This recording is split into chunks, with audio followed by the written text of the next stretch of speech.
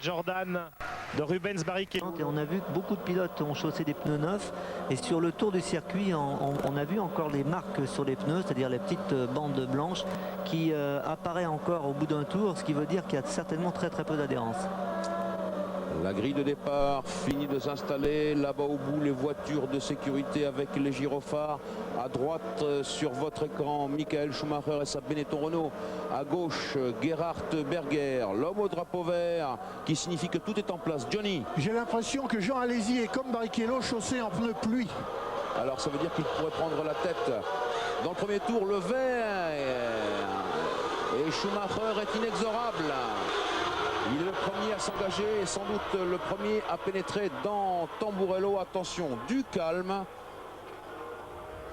Là-bas au bout, ça avait l'air d'être assez clair. Hakkinen a passé apparemment Jean au départ.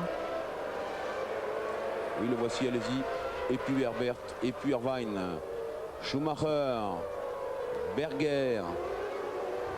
Bien sûr, ici on est dans la patrie de Ferrari. On panote du côté des caméras sur les Ferrari. Jean est repassé déjà. Tout le monde est très prudent. Bien sûr, on est en stick, donc l'adhérence est quand même, regardez, la piste il y a encore de l'eau. Tout à fait humide, pour ne pas dire plus. Et il faut dire que les 26 garçons qualifiés eh bien, sont partis sagement. Et voilà, on rentre pour la première fois dans le nouveau virage d'Aqua Mineral. La meilleure courbe du circuit du Jean Alesi. Et on plonge ici vers la chicane haute. Un départ extrêmement prudent, précautionneux de la part de tous les pilotes. Il faut dire qu'il y a 63 tours de 4 km 895 à couvrir, soit un Grand Prix de 308 km et 385 mètres. On a donc du temps. Schumacher, Berger, les deux Williams Renault. Les deux Williams qui ce matin, lors du warm-up sur la piste détrempée, ont éprouvé d'énormes difficultés. Coulthard et Damon Hill ont accompli 3 têtes à queue chacun pendant une demi-heure d'essai. Et voilà le premier tour de bouclé.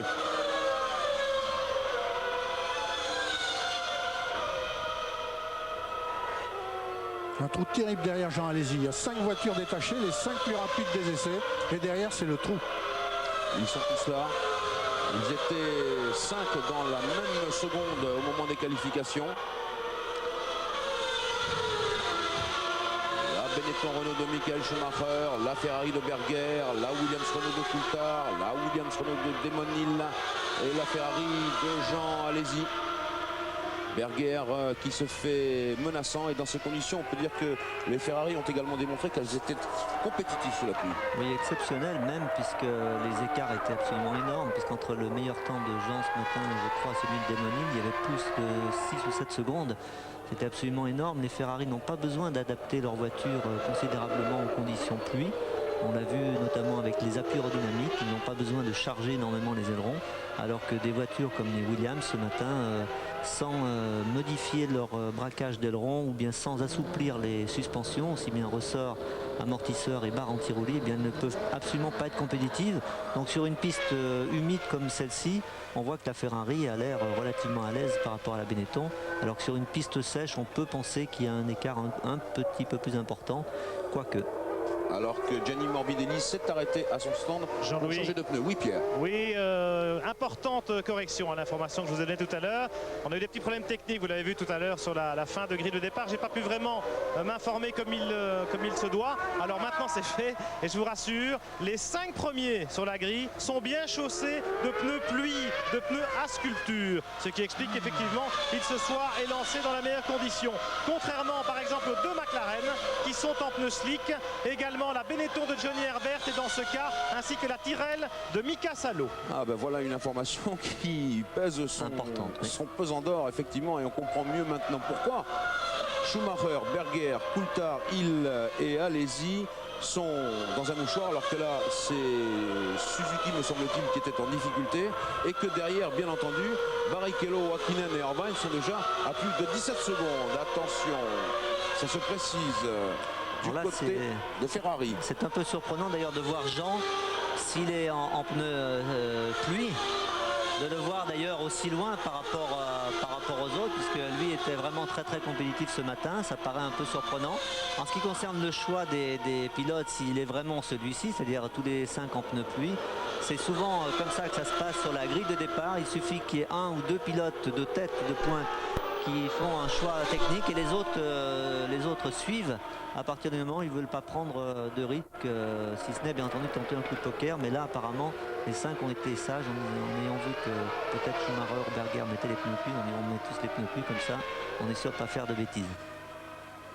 L'image au ralenti, c'était chaud, très chaud.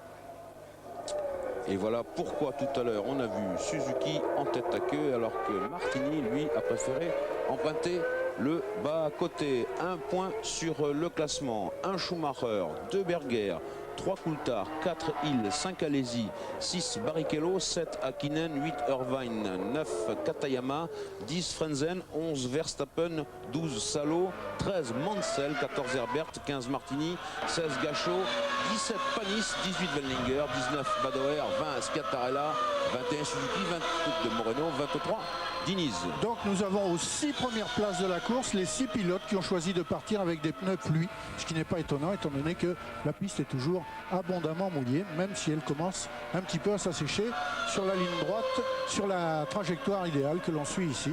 Et bien pour ne pas manquer un dépassement, on va faire une petite pause de publicité. Dans le 5e des 63 tours de ce Grand Prix de Saint-Marin, avec, vous l'avez vu, pas mal d'émotions. Avec Schumacher qui est passé et Gerhard Berger qui n'a pas réussi à passer cette Minardi. Voilà, c'est fait.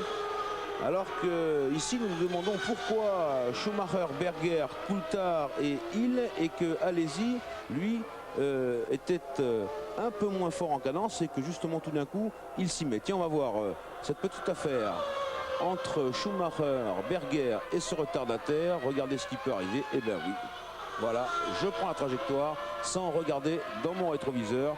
Bravo cher ami. Oui, alors Pierre Van Vliet, vous êtes peut-être du côté de Ferrari.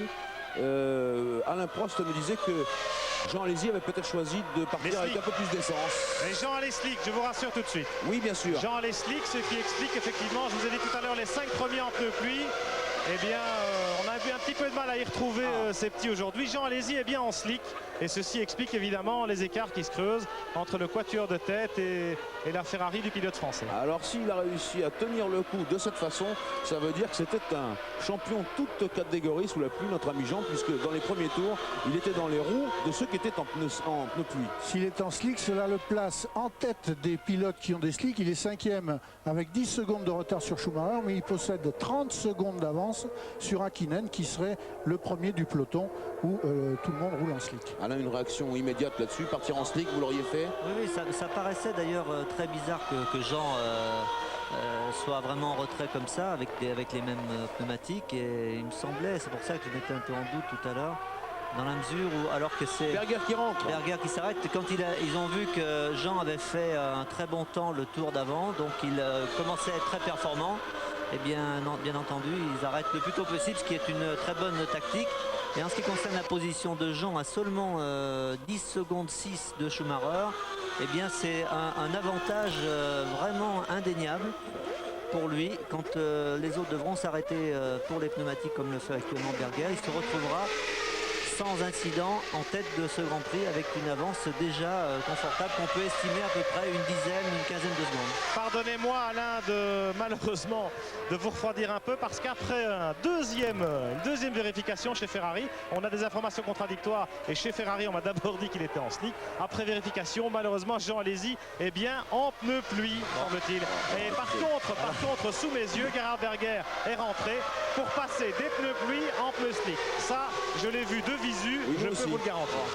Donc alors, il faut remettre les choses à leur place. C'est Hakkinen actuellement qui est en tête des pilotes en pneus slick, à moins que Berger ait réussi à repartir devant lui.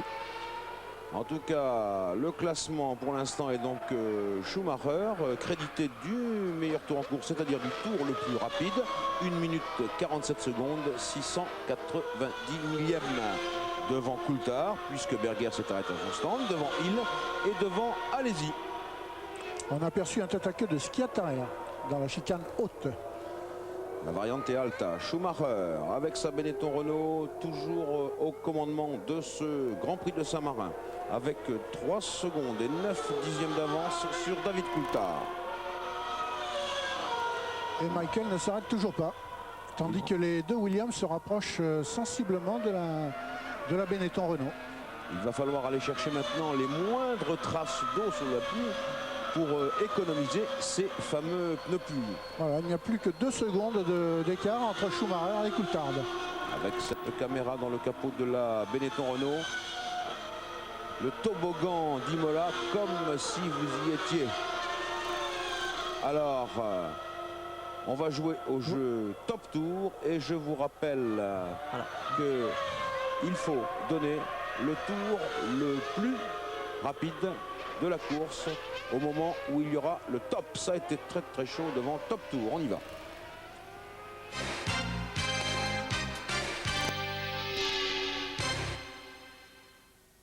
Alors, le tour le plus rapide, eh bien, ça c'était facile à jouer parce qu'il a changé de main en l'instant. Mais pour jouer, rappelez-vous, le tour le plus rapide, Top Tour, 36-15, code de TF1.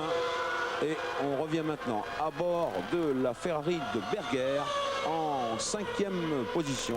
5e position, mais avec le meilleur temps au tour. Alors on va attendre pour voir vraiment les pneus de Jean Alesi. On va éviter de se gourer 2 fois de suite. En tout cas, ce qui est sûr, c'est que Berger est peut-être 5e, mais il a fait un choix de s'arrêter pour les pneus slick très tôt par rapport à ses rivaux les plus directs et les plus dangereux. Et alors lui, par contre, certainement avec une très grande opportunité de se retrouver en tête du Grand Prix, dans la mesure où il tourne à peu près 2 secondes, 1 seconde et demie, 2 secondes plus vite que les deux Williams et la Benetton. Et vu qu'il ne s'arrête pas tout de suite, alors qu'on voit un tête à queue d'Herbert, vu qu'il ne s'arrête pas tout de suite, on risque de voir vraiment une Ferrari, si ce n'est pas celle de Jean, et bien ce sera celle de Berger en tête du Grand Prix, donc une très bonne tactique. Et une grande partie de stratégie en perspective qui s'ouvre maintenant, Alain. Oui, il y a une partie qu'on ne connaît pas, dont on parlait au début, c'est-à-dire avec quel réglage de suspension et d'aileron sont partis les pilotes. Là, pour l'instant, la piste est très très humide et très piégeuse. Allez-y au stand pour mettre les slicks. Et attention, top pour lui, allez-y. C'est très bizarre, je dirais, la relative contre-performance de Jean en ce début de course, parce qu'il nous avait habitués à être vraiment compétitif sur ce genre de circuit, ce genre d'adhérence. Alors est-ce qu'il est parti avec beaucoup plus d'essence que les autres? Ça, c'est encore une possibilité, ce qui ne serait pas idiot dans la mesure où la piste étant humide, où il y a quand même des risques d'averse. Donc il a pu prendre ce choix, mais il faut attendre un peu, ça paraît en tout cas un peu bizarre. En tout cas, au moment précis où il rentre à son stand, Berger passait en pleine vitesse devant les stands. Donc la Ferrari de Berger est en tête relative de ce Grand Prix, même si Berger est actuellement en 4e position à 20 secondes de Schumacher. Alain, est-ce qu'on ne peut pas expliquer cela? On sait que le circuit n'est pas facile pour dépasser. Peut-être que chez Ferrari, on veut minimiser les arrêts au stand. Peut-être si on veut minimiser les arrêts au stand, à mon avis, c'est plutôt par risque de pluie ou d'averse.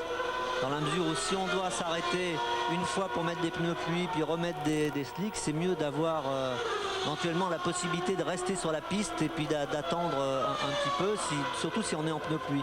Mais bon, je ne suis pas certain que ce soit ce choix-là, et Jean nous dira seulement après la course ce qui s'est passé.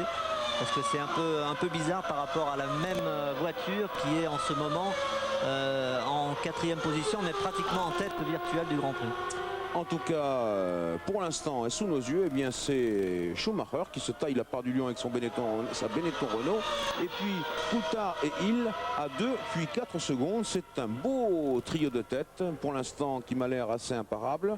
La cadence de Schumacher, elle est d'une 1,46 872 au tour, 1,46,8, 1,46,2 pour Coulthard. Et voilà que Berger, lui, vient de tourner en 1,43 344, ce qui est le meilleur tour en course pour l'instant. Berger, 1,43 344, soit le tour le plus rapide de ce nouveau circuit Imola. Le voilà, c'est écrit sur votre écran. Une petite erreur tactique, je dirais, de la part de Benetton et de Williams en ce moment, dans la mesure où ils voient eux aussi les temps s'afficher et ils voient que Berger est maintenant à peu près 3 secondes plus vite que tout le monde sur le circuit en pneu slick. Donc on peut certainement s'attendre à ce que Schumacher et deux Williams s'arrêtent peut-être même en même temps, en tout cas pas pour les deux Williams, mais Schumacher et une Williams dès ce tour, à moins qu'ils prennent l'option de prendre le moins de risques possible sur une piste encore humide, mais c'est au détriment d'une victoire peut-être. Parce qu'il est clair quand même qu'un pneu pluie offre beaucoup moins d'adhérence qu'un pneu sec naturellement dans ces conditions, puisque un pneu pluie, je vous rappelle sa définition, c'est 75% de moins d'adhérence, en tout cas de gomme, Voilà. qu'un pneu slick. Voilà. Et un pneu, Schumacher, oui allez-y. et un pneu pluie, contrairement à ce qu'on pourrait penser, est un peu plus dur de gomme qu'un pneu sec. Oui en plus. Dans la mesure où comme il y a des stries, il roule beaucoup plus et la gomme s'abîme beaucoup plus vite. Donc on est obligé de faire une gomme plus dure. On se bouscule dans les stands avec les deux Benetton et la Williams de Damon Hill qui rentrent en même temps pour passer évidemment des pneus pluie aux pneus slick. Schumacher est le premier à partir. Schumacher, 9 secondes. On en profite pour remettre un peu d'essence évidemment. Ouf, et encore le bruit du limiteur du Renault qui a cogné haut dans les tours. Et il qui est reparti dans la foulée. Devant Johnny Herbert qui lui avait quasiment un tour de retard après son tête à queue. Il Et était allez-y. déjà en slick Herbert, c'est donc un ravitaillement pour Herbert. Alors là, ça se bouscule au portillon. Il va falloir revérifier les classements. On va attendre la fin de ce 11e tour pour faire le point, Johnny, parce que tout ça naturellement entraîne un certain nombre de bouleversements. J'ai l'impression que Schumacher et Hill sont repartis juste avant que ne passe Jean Alesi. C'est-à-dire que si Coulthard s'arrête au prochain tour, le classement risque de devenir premier Berger, deuxième Schumacher, troisième Hill, quatrième Alesi. Mais actuellement, c'est Coulthard qui sur le terrain est en tête. Voilà une grosse sortie de route. Grosse sortie. C'est un Rivaz en bas de la C'est descente. Schumacher. Et c'est Schumacher. C'est Schumacher dans la nouvelle portion du circuit. Et on peut dire qu'il l'a... Non, c'est dans l'ancienne, c'est le gauche apparemment, le gauche de Piratella si mes On y souvenirs est arrive. bon. On y arrive. Ah oui, c'est au moment du freinage, c'est-à-dire avec les pneus secs, mais certainement pas encore Pas chaud. assez chaud. Oui. Au moment du freinage, la voiture part vraiment certainement un choc assez violent. Oula, bah oui. Voilà. Il lui manque tout le côté droit. Oui, c'est Piratella. Regardez par Et cette regardez, caméra. la voiture décolle un peu. Hein. Étape dans les pneus. Eh bien, c'est un gros choc. Vu, voilà. Délesté, déséquilibré au freinage. Une fois dans le mur, un capot, elle retape, elle est renvoyée en bordure, les pneus. Ouh là là là là là là. Un choc extraordinaire. Beaucoup de chance. Beaucoup de chance. Oui. Ouais. Et pendant ce temps, David Coulthard est repassé par son stand pour chausser les pneus slick à son tour. Ça devrait donc mettre Hill et les Ferrari au coude à coude en tête de la course. Berger en tête sans doute. C'était le propos de Jean Alesi dans Automoto qui nous expliquait que la sécurité, bien sûr qu'elle était bonne ici, mais qu'elle était forcément en fonction du terrain. Alors à Imola, on ne peut pas pousser les murs de tous les côtés. Non, mais Propriété privée. déjà, vous savez ce qu'ils ont fait au niveau sécurité, c'est assez extraordinaire parce que sur un tracé où on disait que c'était impossible de rien faire et de pousser les murs, ils sont arrivés quand même à 2-3 endroits à avoir quand même une sécurité tout à fait convenable. Et cet endroit justement a été modifié aussi un petit peu. Et à chaque fois, même si on pousse et on rajoute du sable ou de la terre un tout petit peu, ça ralentit les quelques kilomètres/heure qui ralentissent la voiture, c'est de toute façon toujours bénéfique. On l'a vu encore dans le cas de Schumacher. Alors le classement, bien sûr, s'est modifié dans le 12e tour de course avec Berger en tête devant Coulthard, devant Hill et devant Alesi. Meilleur tour en course, une 40-942. Voilà le tour le plus rapide de Jean Alesi, une 40-942 et cela dans le 11e tour. Alors que naturellement dans les tribunes, ça va commencer à chauffer sec parce Oui. que Berger est en tête. Et puis les tifosi ont réagi sans aucune mansuétude pour Schumacher. Dès qu'ils ont appris l'accident de l'Allemand, ils se sont levés pour applaudir et pour adresser des gestes un peu cavaliers en direction du stand de Benetton. L'Allemand n'est pas dans le cœur des tifosi, toute apparence. Non, et beaucoup de sorties de route quand même pour Schumacher. Hein. Beaucoup d'incidents, d'accidents depuis le début de la saison. Oui. C'est vraiment l'attaque à outrance. Et il n'a pas la superbe de l'année dernière au niveau performance voiture. Ils sont très très proches. On voit d'ailleurs ce qui fait la beauté de ce championnat et de ce début de saison. Entre les Williams, la Benetton et les deux Ferrari, eh bien, les écarts sont très très minimes. On le voit sur ces images. Et la moindre petite erreur tactique et la moindre petite faute, vous savez, quand on est à la limite à 100% tout le temps, ça peut se payer très cher. Ce qui conforte notre analyse, Alain, la Williams-Renault, malgré les apparences, c'est sans doute la meilleure voiture de la saison pour l'instant. C'est difficile de dire ça, mais ça a l'air d'être peut-être la plus homogène, bien qu'on a vu ce matin, regardez encore, quelques petites dérobades. On l'a vu ce matin dans des conditions difficiles. D'une manière assez inexplicable, elle est loin derrière une Ferrari, ce qui prouve qu'elle a quand même quelques petits défauts, un talon d'Achille. La voiture qui me paraît avoir le plus de potentiel aujourd'hui, en ce début de saison, c'est quand même malgré tout la Ferrari. C'est assez surprenant, avec un 12 cylindres que l'on disait peu adapté à cette nouvelle réglementation, avec une voiture qui est vraiment en voie de développement. On peut s'attendre quand même à de très très bonnes choses cette année. Et pourtant Jean Todt nous disait que c'est encore un potentiel en devenir. Oui, exactement. Et puis il faut toujours se méfier aussi bien les deux côtés, d'ailleurs, d'une manière positive que négative, avec ce qui se passe chez Ferrari. Quand ça commence à marcher, c'est un peu le rouleau compresseur. Tout le monde est tellement motivé, tellement passionné dans cette équipe, je dirais même dans ce pays, que tout le monde vit pour la course, tout le monde vit pour Ferrari.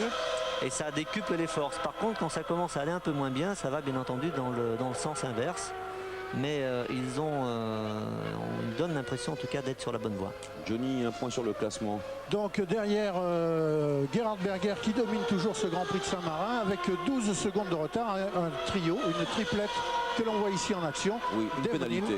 Juste une pénalité de 10 secondes à signaler pour Karl Wendlinger. Allez-y. Il a été trop rapide dans la zone des stands, dans le pit lane. Donc Demonil est actuellement deuxième avec 12 secondes de retard sur Berger, tandis que David Coulthard a l'air d'avoir de grandes difficultés à résister à la pression de Jean Alesi. Jean Alesi qui vient de signer le meilleur tour en course. Donc les deux Ferrari sont vraiment en pleine possession de leurs moyens sur cette piste à l'adhérence mixte, encore humide, qui commence à sécher. Exactement, Johnny. Les deux Ferrari sont les plus rapides, puisque Jean a fait le meilleur tour. Berger prend un peu de champ par rapport à Hill et Coulthard.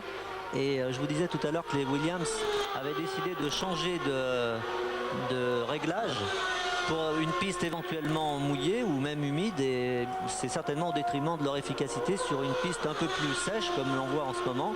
Donc il faudra quand même attendre encore quelques tours pour établir une vraie valeur des Williams par rapport aux Ferrari.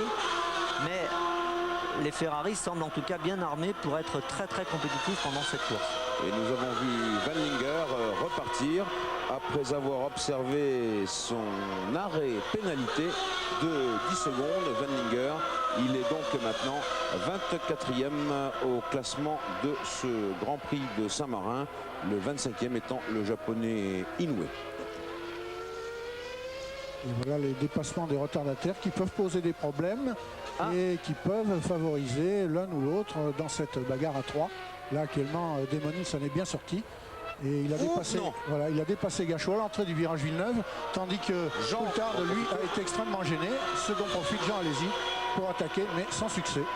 Et voilà qui passe à l'accélération, à la sortie du virage, pas l'accélération. Ah, c'est très chaud, monsieur le réalisateur, vous me l'avez manqué. Mais non, Coulthard a repassé devant. Oui, c'est la Renault qui l'emporte sur la Ferrari.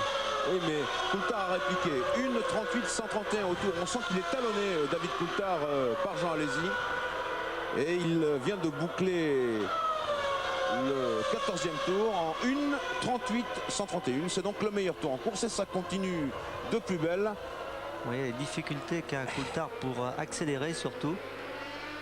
Et pourtant, Ferrari est beaucoup plus à l'aise. Et pourtant normalement le nouveau moteur Renault, enfin l'évolution du moteur Renault, le RS7 en version A, était censé favoriser justement la souplesse d'utilisation sans nuire à la puissance. Oui, c'est un moteur qui est très souple, mais vous savez, dans ces conditions, le châssis est quand même, je dirais, presque plus important que tout le reste. Et si les réglages ont été modifiés pour une piste pluie, ça peut bien entendu influencer beaucoup en ce qui concerne la motricité notamment.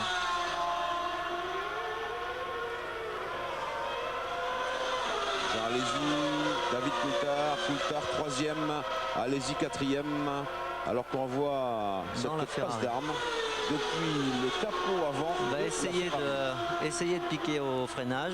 Il voit que c'est un petit peu juste, il se remet un peu derrière, il va essayer de couper, de croiser un petit peu. Coulthard sort un petit peu large, il se met à l'intérieur, mais malheureusement comme il est à l'intérieur, il aura du mal à accélérer, il va certainement faire patiner beaucoup les roues et Coulthard est mieux placé sur la trajectoire pour accélérer. Coulthard accélère et ça continue. Tiens, on revient aux images en direct. Le dépassement des pilotes retardataires offre à ces deux garçons de quoi exprimer leur talent. Allez-y partout, dans tous les recoins. À travers de Coulthard, et Coulthard qui repart de tous les côtés, qui ne cède pas. A envie un premier quart de Grand Prix absolument formidable et ça continue. Ah, vous voyez que Jean est quand même beaucoup plus à l'aise que les deux Williams quand même. Oui. Coulthard, toujours le meilleur tour en course, une 38-131. Attention à bien chercher. Pendant ce temps-là, il se rapproche de Damon Hill. Et oui, la Ferrari joue les serre-fils et elle se fait de plus en plus pressante. Damon Hill, vous le voyez au premier plan. David Coulthard, Jean Alesi. Coulthard mord avec un petit peu avec les bordures. Et ça, c'est très dangereux dans ces conditions. Les bordures sont très humides, très mouillées, notamment au freinage, pour avoir quelques surprises. Alors que Coulthard qui rattrape Damon maintenant est quand même... Et Damon revient sur Berger. Il revient sur Berger, c'est exactement ça. Tout à l'heure, ils étaient à 13 secondes et en 5 tours. Ah, mais là, ils ont reperdu du temps à cause de la Rose. Ils sont repassés à 12, mais ils étaient revenus à 9 secondes de Berger alors qu'ils en avaient compté 13 de retard. Et là, maintenant, la Rose leur a fait perdre un petit paquet de secondes. Et Damon Hill est à 12 secondes de Berger de nouveau. Formidable bagarre des deux Williams Renault et de la Ferrari. Rapide, hein. Oui, absolument. Alors que Berger est en tête à 12 secondes. Berger qu'on ne voit pas, mais qui mène ce Grand Prix de Saint-Marin. Et ça klaxonne pour la deuxième, la troisième et la quatrième place. La cinquième étant toujours la propriété de Mika Häkkinen et de la McLaren Mercedes. Mais Mika Häkkinen en 5 tours a perdu 10 secondes sur Berger, l'homme de tête. Il perd environ 2 à 3 secondes au tour. Häkkinen qui s'arrête au stand maintenant pour le ravitaillement. Chez McLaren, on avait embarqué un peu plus d'essence aussi. Mais il était en slick depuis le départ, le Finlandais Häkkinen, vous le savez. Alors les deux Williams Renault ont repris un peu de champ. Nous on va vite à Paris, on se retrouve tout de suite après ces quelques pages de publicité.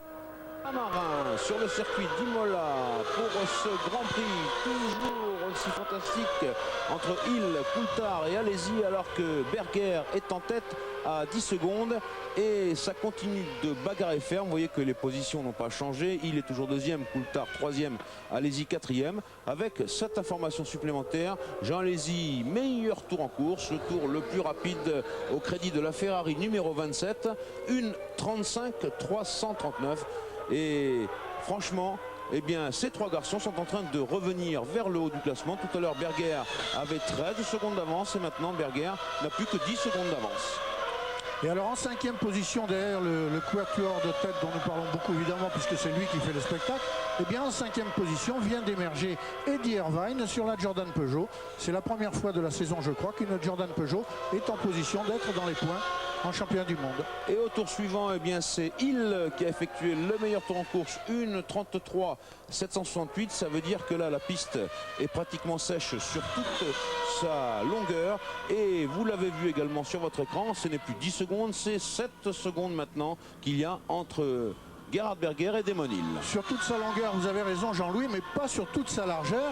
Et c'est ce qui pose des problèmes terribles pour les dépassements, parce que pour dépasser, même ne serait-ce qu'un retardataire, le plus modeste soit-il, les leaders doivent se sortir de la trajectoire, rouler sur le mouillé et la freiner plus tard que même un retardataire sur le mouillé alors que l'autre roule sur le sec, pose des problèmes très délicats.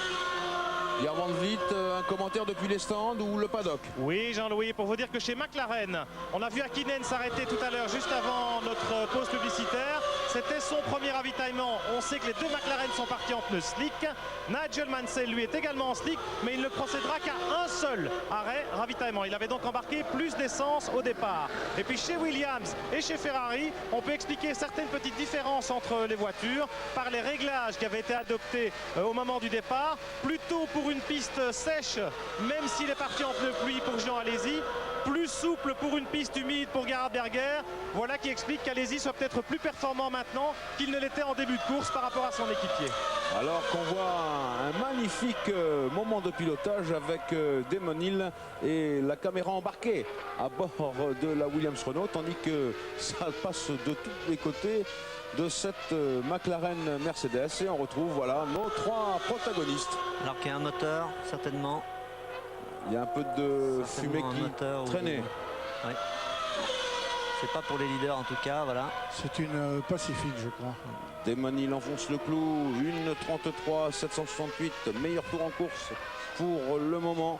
Le voici Damon Hill qui part avec le couteau entre les dents, et malheureusement, comme on le disait, eh bien, sur les parties un peu humides de cette piste, c'est délicat pour dépasser, et dès qu'il y a un concurrent, un retardataire à dépasser, eh bien Berger reprend un petit peu de champ. 6 secondes et des poussières tout à l'heure, et maintenant à nouveau 8 secondes, 9 dixièmes, soit près de 9 secondes. Mais dans l'ensemble, on peut dire que le trio lancé à la poursuite de Berger regagne quand même du terrain sur l'Autrichien. L'écart se réduit entre le leader et ses trois poursuivants. Encore un petit écart pour Coulthard, on l'a vu juste avant le freinage. C'est quand même encore très limite, bien que la piste s'assèche de plus en plus. On voit bien d'ailleurs sur ces images, c'est sec et quelques petites plaques humides. Donc les pneus ne sont pas encore vraiment à une température optimale. C'est ce que l'on va voir certainement dans une dizaine de tours. Les performances des voitures ont tendance à se stabiliser. On voit la Williams qui reprend un petit peu de chance sur une condition de piste sèche. Donc peut-être qu'ils n'avaient pas changé complètement leur réglage de voiture ou fait un panachage ou mixte.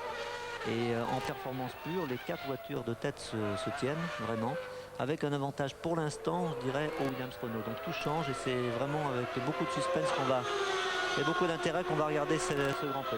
Ça se regroupe avec Damon Hill qui enfonce une fois encore le clou. Damon Hill qui est en deuxième position. Le tour le plus rapide, c'est pour lui une 33 266, alors que s'affiche sous vos yeux le reste du classement de ce Grand Prix de Saint-Marin dans le 22e tour. Voilà. Ici, tour précédent, la performance de Damon Hill. Les dépassements sont incessants avec des Forti, avec des Tyrrell, avec des Pacifiques, ce qui place les pilotes lancés à la poursuite de Berger vraiment en grande difficulté, parce qu'il faut prendre des précautions. Voilà, on vient d'en voir un exemple. Il faut prendre des précautions sans perdre le moindre dixième, en essayant de ne pas perdre le moindre dixième. Gros travers de Damon Hill qui se fait repasser par la Tyrrell. Ça c'est pas normal. Et du coup, Coulthard est revenu exactement dans le sillage de son équipier. Là, c'est chaud. Et Berger s'arrête une nouvelle fois. C'est le deuxième arrêt de Berger. Mais attention, l'arrêt de Berger, c'est pas mal, mais là, c'est chaud. Très, très chaud sur la piste. C'est la guerre, même. Deuxième ravitaillement chez Ferrari. Il y en aura peut-être 3 pour Gerhard Berger. Aïe, aïe, aïe, aïe, aïe, aïe. C'était Gachot. Gachot qui s'est écarté au dernier moment et le trio a pu passer.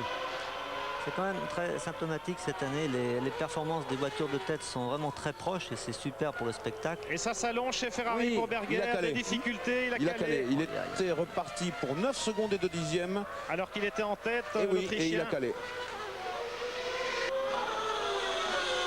Et ça repart enfin. Ah oui, là ça fait plus de 20 secondes de perdu. Ouais, vraiment, c'est pas de chance pour Berger. Je disais que les performances en tête sont vraiment très très proches. Par contre, derrière, il y a un écart absolument énorme. On l'a vu d'ailleurs en début de course. Beaucoup de voitures, après quelques tours, étaient reléguées à pratiquement 1 minute. Et beaucoup de pilotes aussi inexpérimentés quand même dans le bas de tableau. Et quelques sifflets dans les spectateurs pour la Scuderia Ferrari. Et bien sûr, un peu de déception, puisque c'est écrit sur votre écran. Damon Hill est le nouveau leader de ce Grand Prix de Saint-Marin, ici sur le circuit des Mollars, avec une avance de 83 millièmes sur Coulthard et 8 dixièmes sur Jean Alesi. Voilà maintenant le trio de tête. Berger a beaucoup perdu dans cet arrêt et avec ce moteur calé, eh bien peut-être qu'il a perdu une bonne partie de ses chances de continuer une sorte de cavalier seul en tête du Grand Prix de Saint-Marin pour retrouver la première place. Maintenant ça va être beaucoup plus dur. Ici c'est une Jordan Peugeot, celle de Ricky Irvine qui concède un tour. Pierre Van Beek. Oui, il venait de quitter les stands, Irvine, donc avec des pneus slick, peut-être pas encore tout à fait à température. Et puis à propos de Berger, n'oublions pas, certes, maintenant qu'il se retrouve relégué derrière le trio de tête, mais qu'il s'est quand même arrêté 2 fois. Et qu'il a peut-être perdu dans ce long arrêt simplement l'avantage qu'il s'était construit sur la piste auparavant. Après les ravitaillements des leaders, on pourrait peut-être retrouver un quatuor en tête de ce Grand Prix. Donc Desmonil. On vient de revoir la passe Oui. d'armes entre Katayama et Desmonil qui avait coûté tout à l'heure une petite émotion à Desmond. Oui, il y a de quoi. Desmond qui vient de fixer un nouveau meilleur tour en 32,8, 1 minute 32, 831 exactement, le voici affiché. Et qui a creusé un léger écart sur Coulthard que talonne toujours Jean Alesi. Oui, un écart de performance maintenant entre Damon et Jean. Certainement, la Williams sur cette piste sèche reprend un peu l'avantage. Ça sera plus difficile à moins que la météo ne vienne au secours de Jean Alesi. Un point sur le classement. 1 Desmonil, 2 David Coulthard, 3 Jean Alesi. On va laisser l'orage passer. Il y en a partout. C'est invraisemblable. Les Minardi sont durs à passer aussi. C'est toujours pareil, c'est ce qui risque d'arriver. Voilà, ça c'est bien. Ce qui risque d'arriver. Jean Alesi à l'aspiration. Il va en profiter. Il bloque ses roues. Le réalisateur change de cadre. Quelle erreur. Ça a fumé. Coulthard à la portée de la Ferrari. Ah, s'il pouvait passer, Jean, mais c'est compliqué. Non, Coulthard reprend du champ. Desmonil, David Coulthard, allez-y, 3e, on revoit. Il est obligé de bloquer ses rouges pour... J'espère qu'il n'a pas endommagé ses pneus. Il a fait un long blocage de la roue avant. C'était un peu De toute ralenti. façon, il va changer dans pas très longtemps. Un petit point top tour, c'est le moment.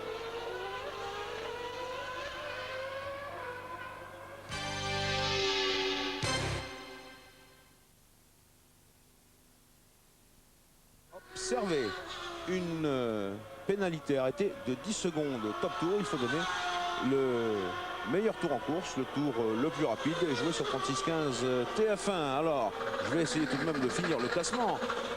3 Alesi, 4 Berger, 5 Barrichello, 6 Mansell, 7 Frenzen, 8 Irvine, 9 Katayama. Ça c'est Katayama, bien non. Il n'est plus 9e. Katayama, il est proprement arrêté. Donc ça nous fera 9 Hakkinen, 10 Panis, 11 Herbert, 12 Martini, 13 Cattarella, 14 Gachot, 15 Suzuki, 16 Morbidelli, 17 Wendlinger, 18 Padoer, 19 Moreno et 20 Diniz, le Brésilien qui en est à sa première saison de Grand Prix. Alors, ce qu'on peut préciser, Jean-Louis, c'est que Berger, 4e, donc après son arrêt et son calage de moteur, c'est le tête à queue de Katayama qui a abouti à, j'ai l'impression, son arrêt définitif. Non, ce qu'on peut préciser, c'est que Berger, donc 4e, roule à 43 secondes des 3 leaders et que la 5e place derrière Berger est disputée entre Barrichello sur la Peugeot Jordan et Mansell sur la McLaren Mercedes. Ce sont les 2 seuls pilotes qui n'ont pas encore été doublés par les leaders, Barrichello et Mansell. Et Desmonil qui continue le tour le plus rapide, une 31-322. Et cela au 25e tour, alors que nous sommes dans le 26e des 63 tours du Grand Prix de Saint-Marin. La moyenne de Desmonil, 192 km/h de moyenne sur ce circuit d'Imola. Une 31-322. Et bien ça se rapproche des temps de la grille de départ sur le sec. Et par conséquent, oh ben, mais franchement... Non, vraiment, les retardataires sont vraiment je dirais une partie déterminante de ce Grand Prix. Oh, gros sous-virage de Desmonil là. Voilà. On dirait Alors que Jean a dû s'arrêter pour les pneus, j'ai l'impression. Et chez Ferrari, en tout cas, on est prêt. Voilà, il arrive, Jean Alesi. Il s'immobilise pour son deuxième ravitaillement, changement de pneumatique. C'est là que la course peut se jouer, puisque sur la piste, visiblement, la Ferrari a du mal à prendre l'avantage sur les Williams-Renault. On sait que chez Williams, ils ne sont pas toujours les plus rapides dans les stands. Top. Voilà, 10 secondes 8. Franchement, je le trouve calme globalement. Allez-y, un arrêt qui s'est bien passé. Ouais, un arrêt au bon moment aussi, certainement. Les deux Williams ont été un peu gênés par des retardataires, donc ont perdu quelques dixièmes. Et puis si Jean, avec ses pneus neufs, peut faire un peu, enfin une partie de son retard qui est mince malgré tout. On va voir d'ailleurs quand les Williams vont s'arrêter, peut-être tout de suite.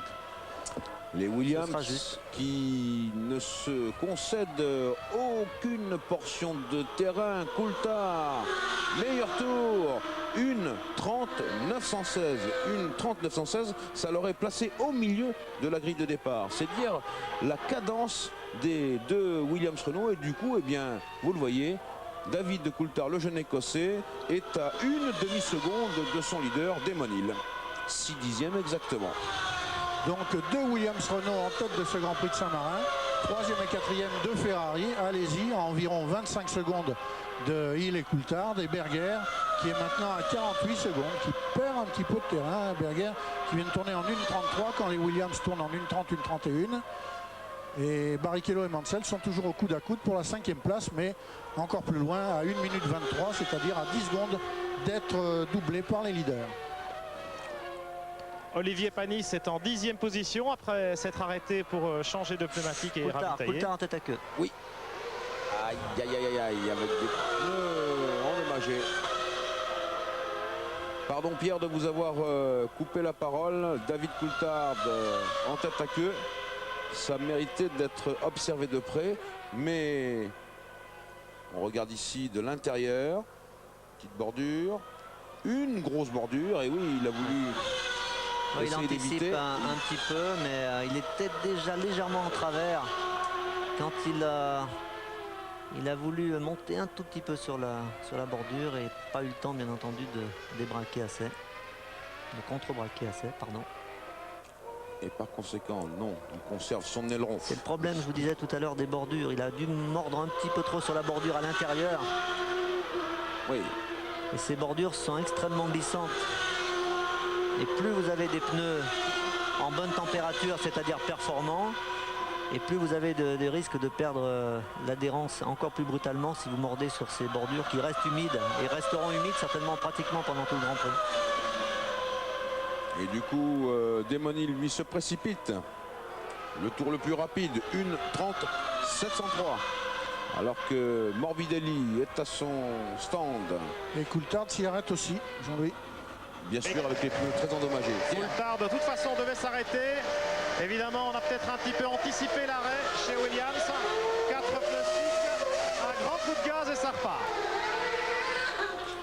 Est-ce que Jean va pouvoir passer devant Coulthard? Tout est là. Il vient de passer Jean après que Coulthard ait repris la piste, Alain. Donc il doit se trouver avec Coulthard dans sa ligne de mire, ce qui nous promet de nouveau un duel bien serré entre l'Écossais et l'Avignonnais. On retrouve les deux hommes qui ont animé la première moitié de ce Grand Prix de Saint-Marin ici à Imola. Donc, très sportivement, vous avez vu Nigel a laissé passer Damon, et Damon lui a fait un petit signe de la main en lui disant merci. C'est toujours très sympathique et apprécié dans la mesure où quand on est en tête d'une course, et même si Nigel se dispute la 5e place avec Barrichello, il faut souligner quand même le fair play, ce qui n'arrive pratiquement jamais d'ailleurs dans le bas du tableau, et on se demande pourquoi. Oui, ce sont de très belles images sportives. Il faut le souligner, vous avez raison Alain. Le placement au bout de 28 tours de course, alors que nous sommes dans le 29e tour maintenant. Presque la mi-course. Hill, Coulthard, Alesi, Berger, Barrichello, Mansell. Voilà pour les 6 premiers, ce qui en l'occurrence marquerait des points. Mansell qui s'arrête à son stand pour ravitailler à son tour. C'est son premier arrêt, sans doute le seul de ce Grand Prix, puisque nous sommes à mi-course à peu près. Étonnant de la part de Mansell, habitué aux courses américaines où on s'arrête très souvent. de n'avoir choisi qu'un seul arrêt, à moins que ce soit l'écurie McLaren. Il disait que sa voiture était plus performante avec davantage d'essence à bord. Aïe, ce qui n'est pas bon signe normalement et logiquement. Alors, Damon Hill aux prises avec les retardataires. Les Coulthard et Alesi sont donc, comme on l'avait prévu, au coude à coude et ils roulent à 33 secondes de Damon Hill. Mais Damon Hill est le seul, pour le moment, des 4 hommes de tête à s'être arrêté une seule fois à son stand, alors que Coulthard, Alesi et Berger, qui comptent maintenant 54 secondes de retard, qui perd du temps, lui, Berger. Oh non. On est en train de vivre quelque chose d'assez incroyable, mais Damon pourrait justement sur ces manœuvres, non pas de sa faute bien entendu, mais les deux voitures qui se disputent une place devant lui, perdre peut-être sa première place. Il peut perdre facilement 3 ou 4 secondes sur un tour quand les pilotes devant lui ne le laissent pas passer. Là, il s'agit de Barrichello qui défend sa 5e place avec plus d'opiniâtreté que Mansell tout à l'heure. Et il va perdre la 6e. Il va perdre du terrain. Et il s'arrête. Et oui, et il a raison. Et on l'attend chez Williams. Il aura perdu beaucoup de temps sur ce tour-là, malheureusement. Bien sûr. Et il sera intéressant de voir au moment où Damon Hill repartira où en seront David Coulthard et Alesi. On pourrait les retrouver roue dans roue tous les trois. On ravitaille, l'essence coule dans les réservoirs. Voilà, on arrête et on repart. Un arrêt très rapide. 9 secondes, c'est un bon arrêt.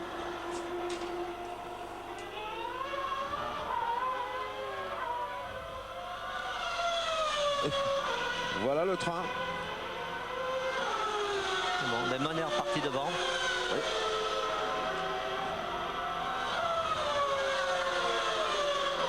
Il va compter à peu près 10 secondes d'avance, Damon Hill, puisque lui n'a pas effectué le tête-à-queue de Coulthard, ce qui explique l'écart perdu par Coulthard sur Damon Hill. C'est le tête-à-queue qui avait précédé son 2e arrêt.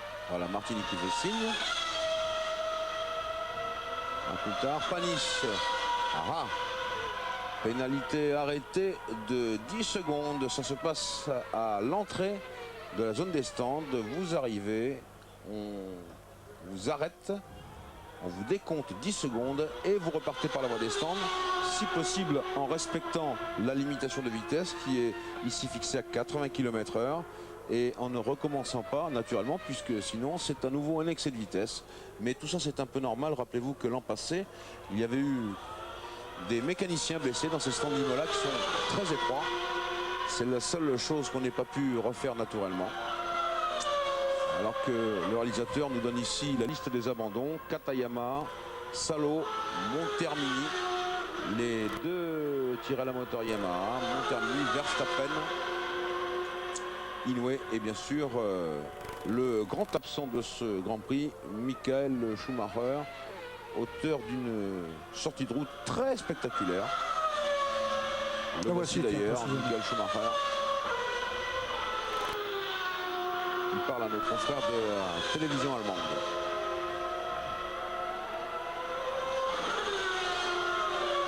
Coulthard, le voici en 2e position. Allez-y. Le voilà en 3e position. Les deux hommes à respectivement 7 secondes et 7 secondes et 9 dixièmes du leader de la course, Damon Hill.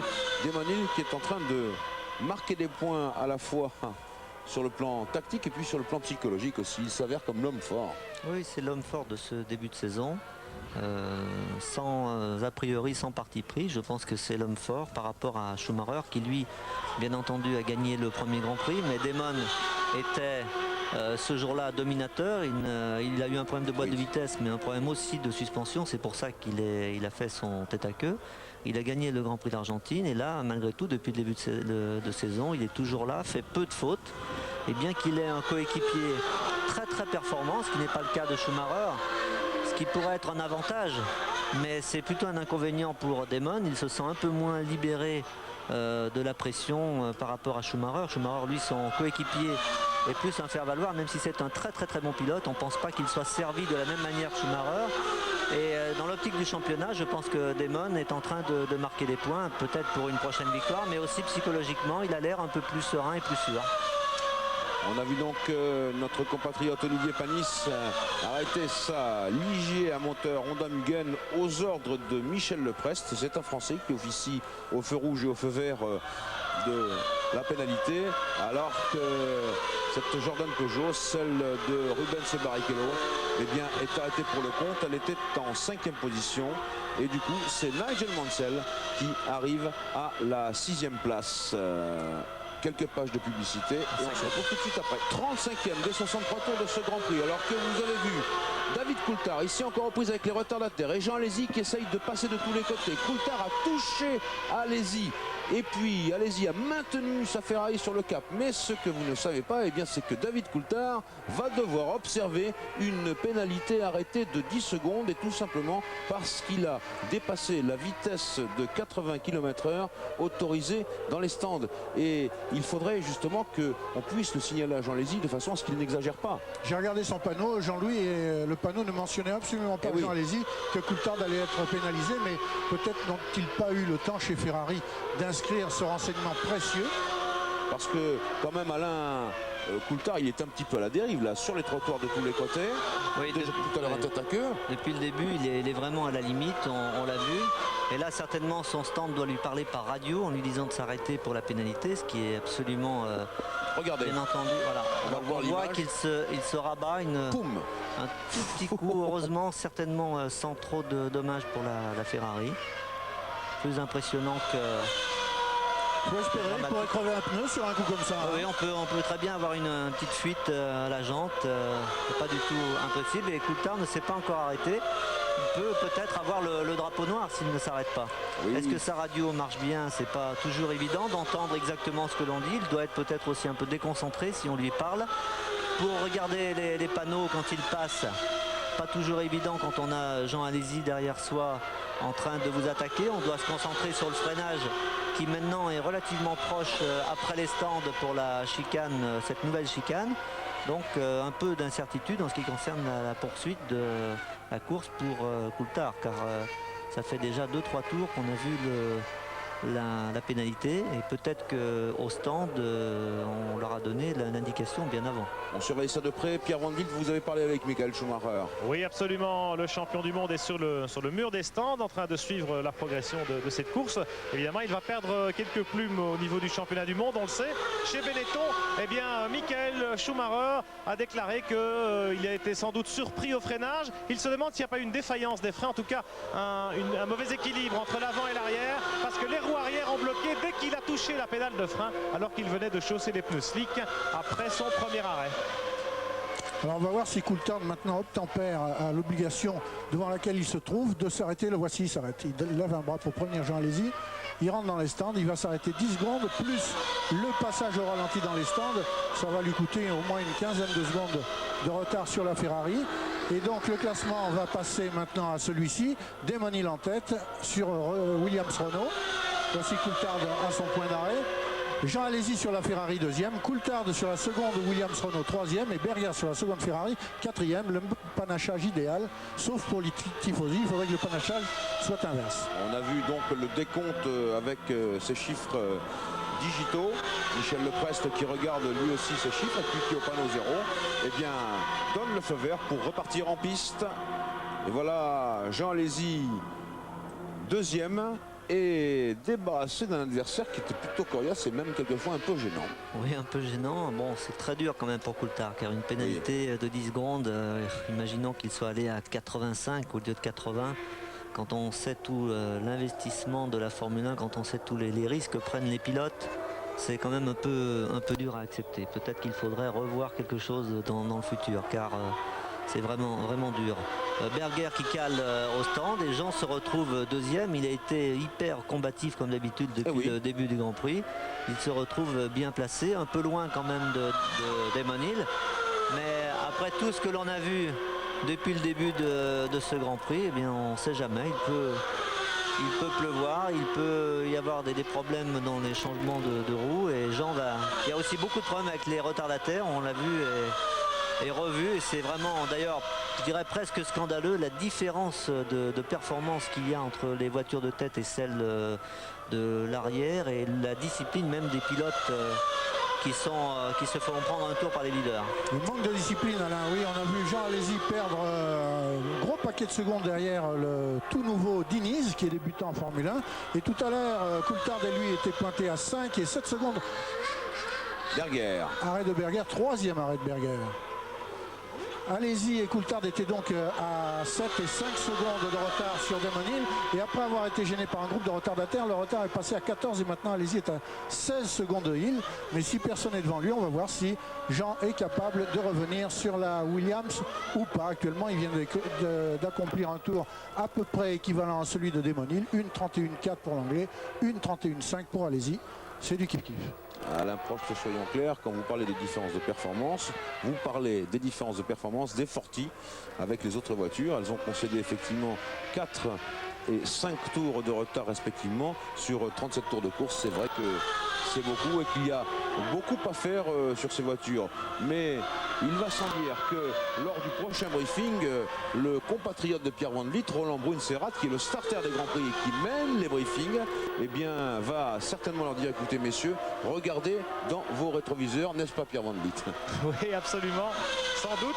Toujours est-il que là, je suis chez Jordan avec une information malheureuse concernant Rubens Barrichello, le pilote brésilien, qui vient d'être contraint à l'abandon. Il était bien placé, Barrichello, en 5e position, en bataille avec Hakkinen en début de course, vous l'avez souligné. Et malheureusement, il semblerait que ce soit une défaillance de la boîte de vitesse qui soit à l'origine de l'abandon de la Jordan Peugeot du petit Brésilien. Ce qui est déjà arrivé, si mes souvenirs sont exacts, au Grand Prix du Brésil. Et du coup, les McLaren sont toutes les deux dans les points. Mansell est 5e, Hakkinen est 6e, tandis que la seule Jordan Peugeot qui reste en course, Eddie Irvine, est à 2 secondes et demie d'Hakkinen, c'est-à-dire en mesure, s'il en a les moyens physiques lui-même et techniques sa voiture, de lutter avec la McLaren Mercedes pour entrer dans les points. Ils sont très effrayants ces pilotes retardataires là, tous ensemble. Effectivement, ils combattent pour leur propre territoire, mais un groupe compact comme celui-ci, eh bien ça va être dur aussi bien pour Damon Hill que Jean Alesi lorsqu'ils vont y parvenir. J'ai vu que le réalisateur nous donnait l'écart entre Wendlinger et Morbidelli. C'est très sympathique de sa part, mais enfin n'oublions pas qu'ils sont 16e et 17e, qui ferment la marche de la course, alors que devant, il y a une bagarre fantastique entre les Ferrari et les Williams-Renault. Mais enfin bon, acceptons de s'intéresser aussi au dernier. Et oui, justement, Morbidelli avec la Rosa Motorrad, qui est une voiture très intéressante, certes, mais vous savez, Morbidelli, c'est aussi un peu l'enfant du pays dans la région.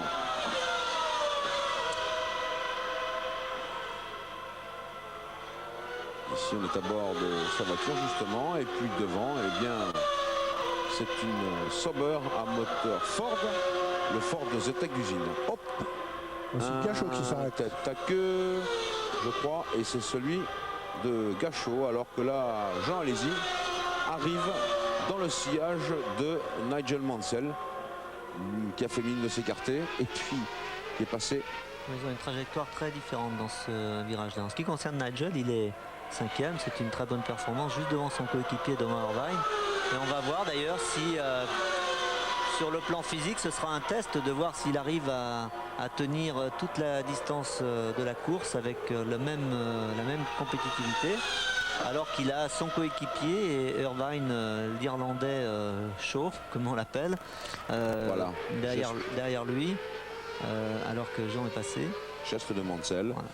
Le vieux lion, Mansell, eh bien, il reste toujours très correct. Ça, c'est de l'éducation. Et c'est ce dont on a besoin quand on est pilote de Grand Prix. L'écart entre Hill et Alesi est sensiblement le même. Il varie pour l'instant entre 16 et 18 secondes. C'est peu et c'est beaucoup à la fois, mais il reste encore du chemin à faire. Nous sommes dans le 41e tour de course et le Grand Prix en comporte 63. Du chemin donc, mais pour l'instant on a les deux pilotes qui ont marqué le Grand Prix d'Argentine, Damon Hill et Jean Alesi. On pourrait même dire que tous les opposent, alors que c'est une Simtech qui est à son stand. On pourrait dire que tous les opposent. L'un c'est quand même maintenant le flegme britannique, l'autre c'est l'homme, le pilote extrêmement bouillant. Et un petit coup au moral peut-être pour Jean qui maintenant perd beaucoup de temps sur Hill. Il est à 20 secondes mais il tourne surtout une bonne seconde moins vite que Damon. Damon a champ libre surtout. Jean a dû perdre aussi un petit peu de temps derrière Mansell ou derrière quelques retardataires, mais malgré tout l'écart se creuse et 20 secondes à la régulière c'est pratiquement impossible à récupérer. En tout cas, les deux voitures de tête sont celles qui ont le plus évolué entre le Grand Prix d'Argentine et ce Grand Prix de Saint-Marin. Je le rappelle, un moteur évolution pour les Williams-Renault. Le RS7 est devenu RS7 version A avec une meilleure souplesse d'utilisation. Quant à la Ferrari, eh bien, elle aussi, elle a reçu des modifications aérodynamiques et puis également un moteur non pas plus puissant, mais plus constant. J'y pensais parce que vous me montrez que Jean Alesi est en train de perdre du terrain. Eh bien, j'espère que ce n'est pas son moteur qui lui fait perdre du terrain. Une Ligier, celle de Panis. On a vu que Damon attaquait vraiment très fort. Il fait le maximum, le meilleur tour en 1:29.7, c'est très vite. Il n'a de toute façon aucune tactique, je dirais, différente à avoir. On ne sait jamais, le temps menace encore un peu. Il peut pleuvoir, il faut qu'il prenne le maximum de champ par rapport à Jean pour pouvoir éventuellement s'arrêter pour chausser les pneus pluie et finir la course en toute tranquillité s'il pleuvait. Car les 20 secondes sur sol sec qui sont acquises, on l'a vu d'ailleurs depuis le début, de haute lutte, pourraient très bien se retrouver une faible marge s'il tombait des cordes par rapport à ce qu'on a vu ce matin sous la pluie entre la Ferrari et la Williams. Damon Hill frappe fort, meilleur tour en course, 1:29.774 et cela au 41e tour. Le tour le plus rapide donc 1:29.774, ce qui l'aurait passé, vous voyez qu'on est maintenant on est dans les 8e temps de la grille de départ, donc ça veut dire qu'il y a quand même une sacrée cadence dans ce Grand Prix de Saint-Marin. Jean-Louis Moncet dans le clan français a signalé le deuxième arrêt à l'instant d'Olivier Panis sur la Ligier Honda. Troisième arrêt en réalité car il a eu une pénalité tout à l'heure pour excès de vitesse dans les stands. Panis reste mais néanmoins en 10e position devant son équipier Aguri Suzuki. Juste derrière les deux Ligier, il y avait la Pacifique de Bertrand Gachot qui était en tête des moteurs V8 Cosworth Client. Devant les Minardi notamment, c'était un très beau début de course du troisième français en course Gachot. Mais malheureusement il a été interrompu par ce tête à queue, vraisemblablement dû à des écarts de trajectoire pour laisser passer les leaders. On salit les pneus et puis finalement on se fait piéger. Pierre Van Vliet, vous allez devoir aller chez Ferrari. On vient de passer le panneau box à Jean Alesi. Et en attendant Jean Alesi, nous on va jouer au jeu Top Tour.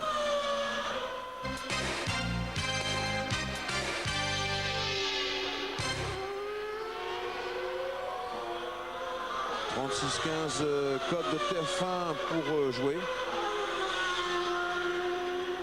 Alors qu'à l'instant, eh bien, David Coulthard était en difficulté. C'était une image au ralenti. Ça s'est passé quelques secondes. Plutôt 36-15 TF1 pour jouer au jeu Top Tour. Je vous rappelle qu'il s'agit de donner le tour le plus rapide en course. Ce que dans le jargon de la course automobile, on appelle le meilleur tour.